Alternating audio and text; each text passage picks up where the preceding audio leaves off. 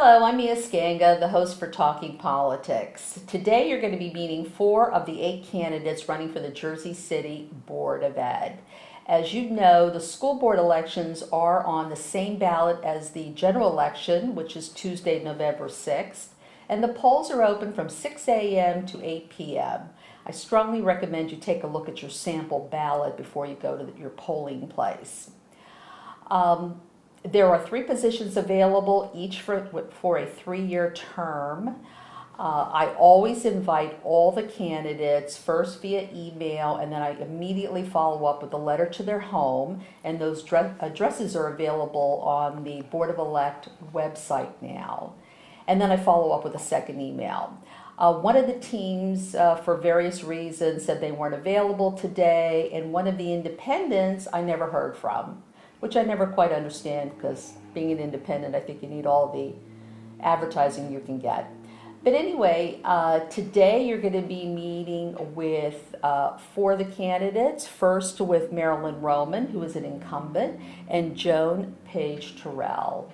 So Marilyn, why don't we start with you, since you're an incumbent and you're now running for your 3rd 3-year term, correct? Yes. Right. Tell us a little bit about yourself. Just to give you a little bit of my background, I'm a lifelong Jersey City resident. I went to the Jersey City Public Schools, to 33 school, 24 school, and graduated from Lincoln High School. I worked as an educator for 43 years, most of that time spent in the Jersey City Public Schools. I was a teacher for 19 years. I worked as a supervisor for about 7 years. And for about 15 years, I think, I was the director of the Education Business Alliance, which was a program where we planned and implemented programs, which were work programs for students, and got them various types of job opportunities. Okay. And Joan? Hi, my name is Joan Terrell Page. I was born and raised in Jersey City, attended Jersey City Public Schools, graduate from PS 14, from Snyder High School, go Tigers. Attended Jersey City State College. I was a major in special education. In my family, we have at least a dozen teachers. I did not complete that, however. My interest in education is very important for my grandchildren, my children, and for your children as well. Okay. And 3 of you, including Musab Ali, who's going to be on the second half, are under the banner Education Matters. Yes. Correct? Okay. Now, Joan, you're interested in running specifically because? I think education matters. It's not just a slogan. Mm-hmm. Our children are our future. As a retiree, I have the time to try to make a difference in the education situation here in Jersey City. Okay. And Marilyn, since you've been on the board for 6 years, what would you consider your greatest accomplishment? We have had a number of accomplishments. The latest one, I think, is that we have had difficulty with, particularly in the downtown section, because there's not enough classroom space for preschoolers in our district, in that section of the city. So I thought about that, and I was a planner when I was at the board. So I thought about it for a while, and I came up with a plan which I believe the district is going to use. It's a plan in which we would take the 6th, 7th, and 8th graders from number 37 school and number 5 school, and we would take them and put them in number 9 school and make a STEM middle school in that area. I think that would be an excellent addition to that section of the city. And in terms the of number 9 school is located where? It's right next to Ferris High School. Oh, okay. Right off Montgomery Street. Okay. And the 6th, 7th, and 8th grade would go there. It would be a STEM school, which is science, technology, English, and mathematics. And I'm hoping that they'll add the A for arts as well and make it a STEAM school. In terms of the young children, I was very concerned because they're 4-year-olds. And because there wasn't enough room, one of the parents who got in touch with me told me that there were 110 children who wanted to go to 37 school at the time when he spoke with me. Which is where? Which is 37 school is all the way down by 7th or 8th Street, down by Hamilton Park in that area, right behind the park, actually. Oh, well, right, Yes. right. On Erie Street? Yes, right, Oh, yeah, yes. right, yeah. And he said that there were 110 children, but they could only accommodate 60 of them. So 50 of these children were going to have to be bused to Greenville, Yeah, I heard to that. Danforth Avenue.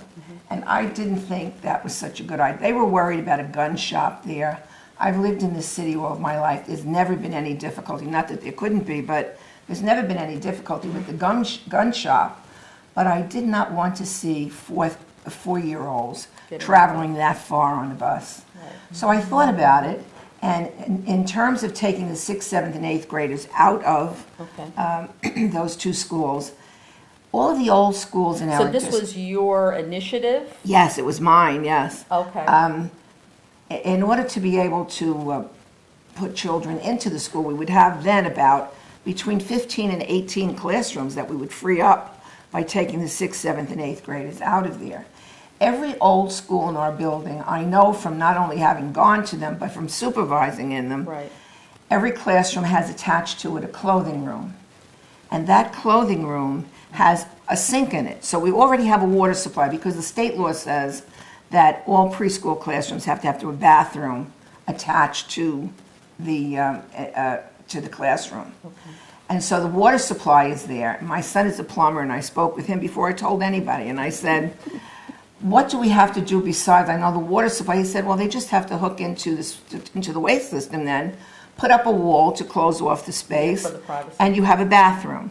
So it seemed to solve a problem. And I spoke with the head of curriculum and asked him about the STEM materials. And he said that they were not expensive. So that meant that it was an easy sell in order to be able to get it done. Then made an appointment with the superintendent, and she was very interested in the project and thought that they could do it, and she assigned one of her people to go forward with it. So it will not be done this year because it's too soon. Right. You know, we need to do a lot of things.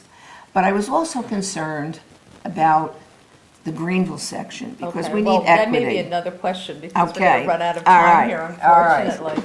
I do want to talk about, the financing of the schools.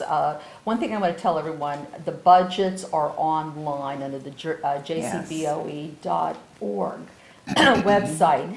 And usually you just click on departments, finance, there's a user-friendly budget there. There's also the published budget, which is done beforehand. Unfortunately, sometimes the state comes in after the fact and changes their financing, so the real budget turns out to be somewhat different.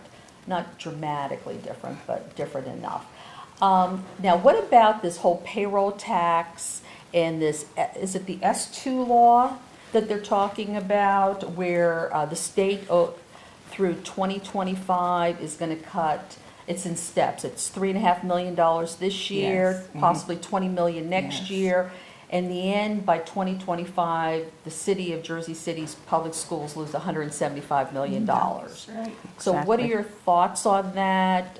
What are your thoughts on the payroll tax, which concurrently, they said, okay, this Jersey City can pass the payroll tax up to 1% to get aid dedicated to the public schools, but the city council has to approve it. I mean, what are your thoughts?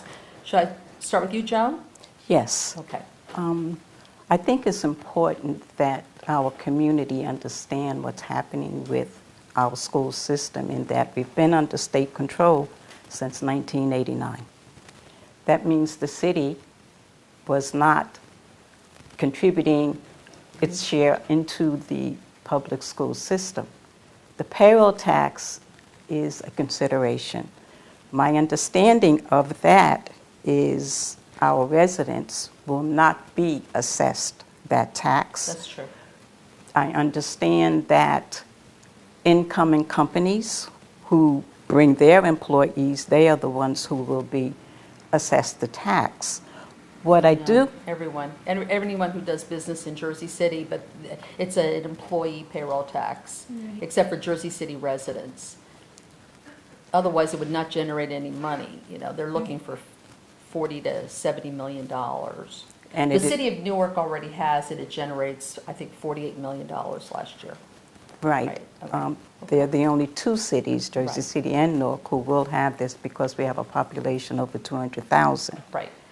So are you for it, or, I mean, are you for the payroll tax?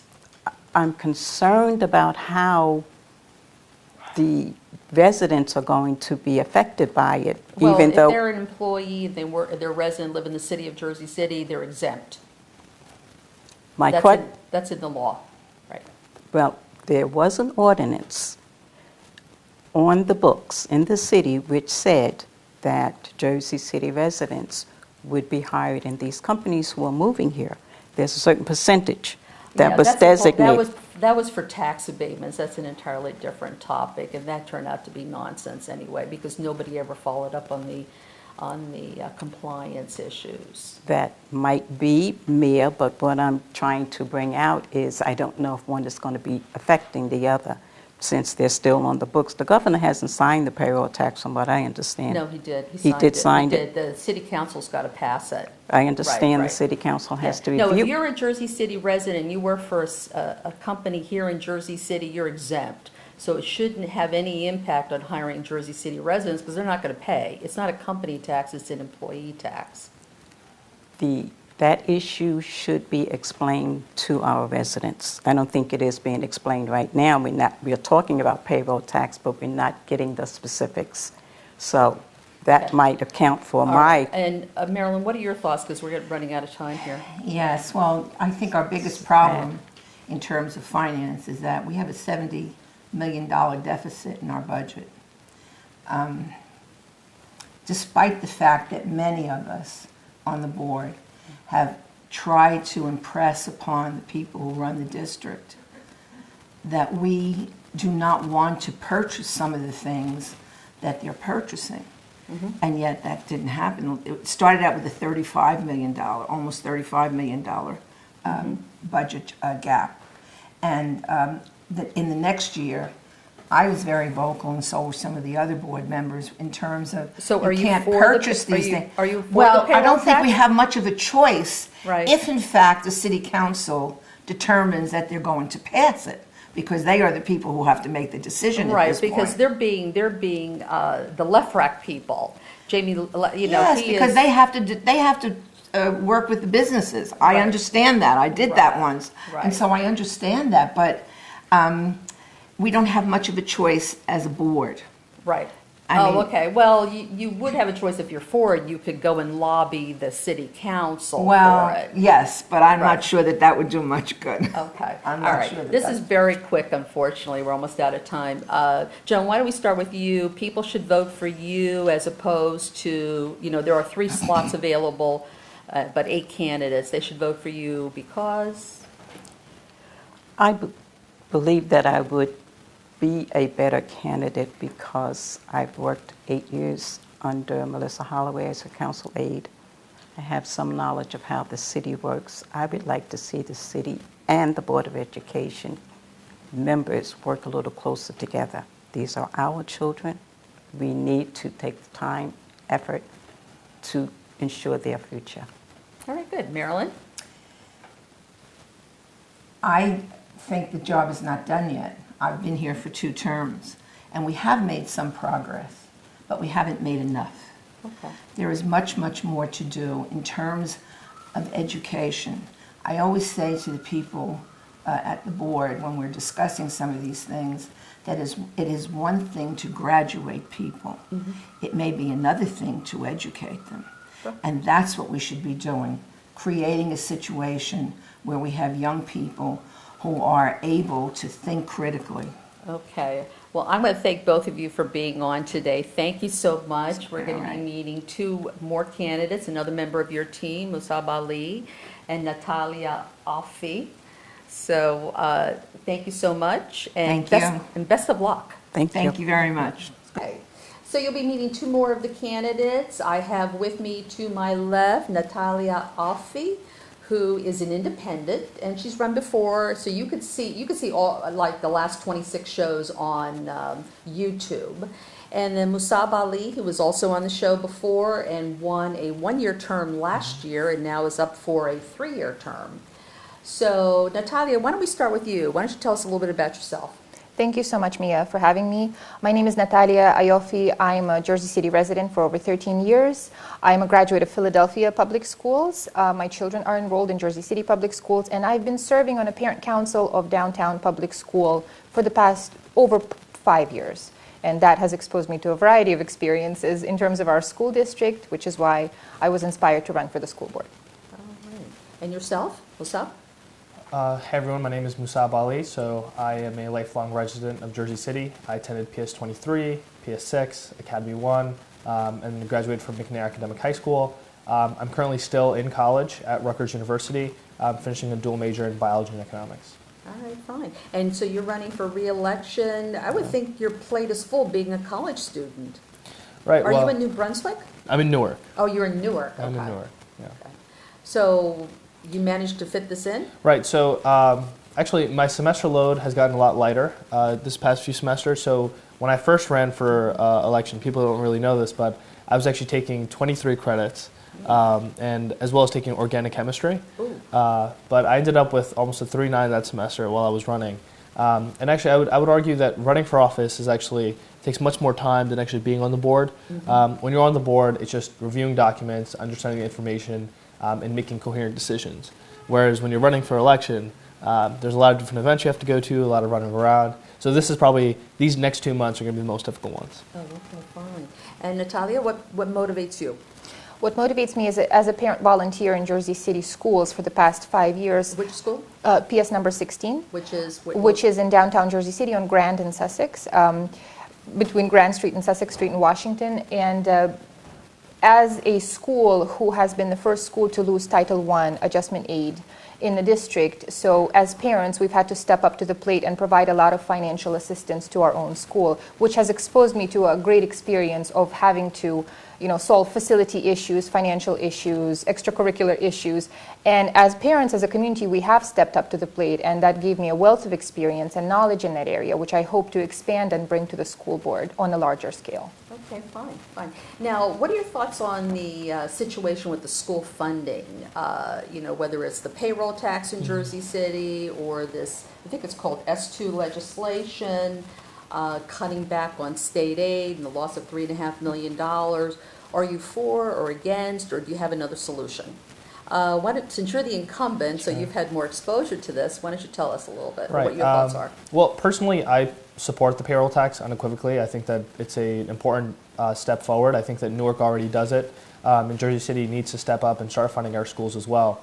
Now, when it comes to a little bit more of the complications of the issue, so it doesn't have to be a 1% payroll tax, depending on, I think. Right, up to. So the city can make it whatever they want. And also, it's a lot of, I know it's very difficult for the city to also collect those funds. So businesses actually have to opt in to being paid this payroll tax, and that's why in Newark, 50% of their payroll tax come from 3 companies, right? The big companies there like United. And so in Jersey City, I think that that's one of the more difficult things. But then also looking at S2, I think that S2 in its essence is definitely unconstitutional. I mean, you look at the Abbott v. Burr cases and the way that, the idea that the state is supposed to provide a thorough and efficient education, I think under the guise of S2, what's being done to this district is something that's unconstitutional and not going to provide that education for our students. Okay. Natalia, what are your thoughts? My thoughts, I want to take you back a little bit to 2016 when we were having this conversation in this very room about school funding, and at that time Governor Christie was proposing the fair funding formula and cutting down to the very bare minimum of the amount allocated per student. So that was the concern back then, and that was my focus back then, which is just amplified now because now the situation is very real and we're looking at possible layoffs, which is my personal great concern. So at the time we were looking at things, I was personally researching things such as an alternative sources of revenue for our school district via the nonprofit model, via corporate partnerships and community partnerships. So with regard to something like the payroll tax, while very attractive, it is also unreliable. And as Musab had said, businesses would have to opt in. And if they do not, that really, it cannot be the single one resort for our schools to take. I don't think they have the option of opting in. I'm a CPA, and companies, when they do the payroll tax, they use, ADP or whatever. Like the city of New York has a resident payroll tax. You're a resident, the person who's the payroll accountant, she sets you up, she sets it up with the city of Jersey City and ADP or whoever you use, and almost all companies use some kind of a payroll service, right? They remit the money to the city.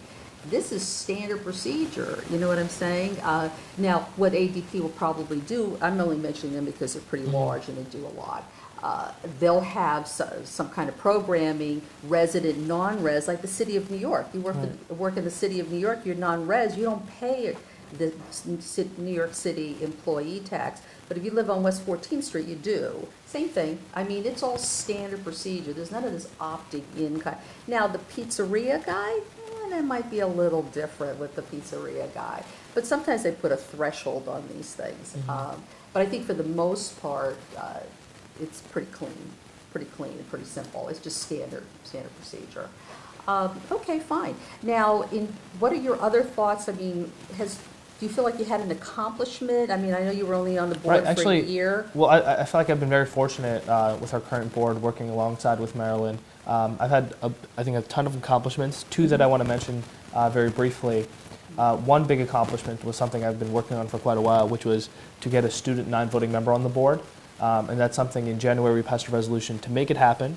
And I'm proud to say in June we actually had someone who was elected onto the board by the students, and that is Alexis Masoka, who has, in terms of the athletic argument that we've had recently, she's voiced her opinion on that. She's going to be helping us with food quality assurance, that sort of thing. And the second accomplishment I want to talk about is changing of the dress code. So one thing that also happened on my term while on the board was we actually had students who felt that the dress code prohibited them from wearing cultural headwear.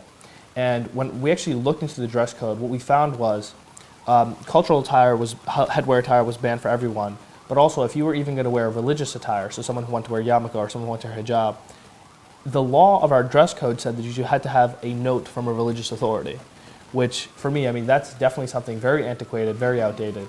So I'm very happy to say that we were able to change the language around that and also allow African girls to wear their cultural head attire as well as other students. All right, that's great. Since you brought up sports, and that has been a very hot issue recently, Natalia, what are your thoughts on that? I mean, I think they cut back on a lot of programs for the middle school, and then I think some of them are coming back, and then they were saying the impact of the budget was like $1 million, which didn't seem a lot of money to me. What are your thoughts? I think the type of sports that are currently in danger, they are vital to remain, because for children who may not play, focus football, someone like me who just did track and step aerobics or weightlifting, things like that, those programs they have to remain. That also includes band. So those programs, even though it just says athletics, they encompass a variety of things that are vital for children's development and engagement. So I would very much like to see that stay. And like you said, $1 million is not. It seems like an achievable goal with the right management. I think it should remain, that program should not be cut. If you're short $70 million, I understand, but that's what I heard golf was eliminated and one other, I can't remember. Bowling. Yeah. But that wasn't the end of the world, golf and bowling. I mean, golf is nice. Right. But my understanding that it was more than that, so that's why I'm thinking if it's more than that, they should really look at it carefully. Okay. So was it just golf and bowling? So from the middle school level, the sports were transferred over to Jersey City Recreation, so that whole program went over there. Okay. But from the high school level, the only sports that were cut was golf and bowling. Assistant coaches on certain teams were cut, but the teams remained. Oh, okay, fine. And I remember last year, because the state took back $8.5 million in July, right before the beginning of the school year, the city took back, they stopped charging the school district $2 million for police. Did that stay as is? I believe that has. Okay, all right. Okay, terrific. Well, why don't you tell us, let's start with you, Natalia, why should people vote for you? And you're an independent. Exactly. So I am an independent. I'd like to think that I can, make decisions based on common sense and conscience as opposed to, a particular trend. And My biggest accomplishment, I would say, in the past 5 years, as you take a nonprofit revenues that get poured into a public school, the public sector essentially, in the past 5 years, I've been able to increase that nonprofit revenue from $15,000 a year to over $150,000 a year, for a public school. And I have all the things in place to amplify that and to apply that on a larger scale. And I'd like to be able to share that and to help our schools with that. And that's basically it. All right. Well, we always need a rainmaker. Musab? Yeah, I just think that, so far I've only been serving for 1 year. I like to think that I've done a lot of good work, and I think that the job isn't finished yet. And I'd like the opportunity to serve Jersey City for 3 more years, be the representative for student voice, empower our young people, and I think alongside with Marilyn Roman and Joan Terrell, I think the Education Matters team of 1I, 2I, 3I is the best team for Jersey City moving forward. All right, terrific. Well, don't forget, Election Day is Tuesday, November 6th. Don't forget to vote.